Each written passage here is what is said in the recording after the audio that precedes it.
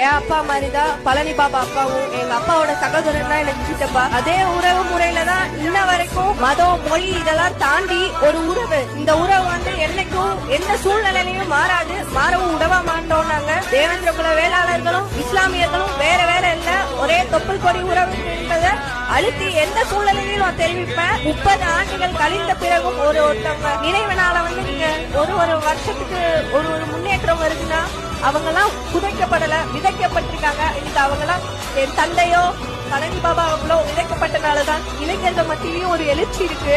இதை வந்து அப்படியே நம்ம கொண்டு போகணும். 2 பேரோட ஆசையும் ஒன்னே ஒண்ணுதான், எல்லாரும் மத்தியிலயும் ஒற்றுமை, மதம் இதெல்லாம் தாண்டி நமக்குள்ள ஒரு உறவு இருக்கு. அந்த உறவு எக்காரணத்து கொண்டும் யாருக்காகவும் நம்ம விட்டு கொடுத்துட கூடாது. இந்த நேரத்துல நான் தந்தை சார்பா சொல்லிக்கிறேன், என்னைக்கும் எல்லா சூழ்நிலையிலையும் என் உறவுகளுக்கு தேவேந்திர குல வேளாளர் எப்பயும் உங்களுக்கு எல்லா சூழ்நிலையிலும் உறுதுணையா இருப்பாங்கன்னு சொல்லிக்கிறேன்.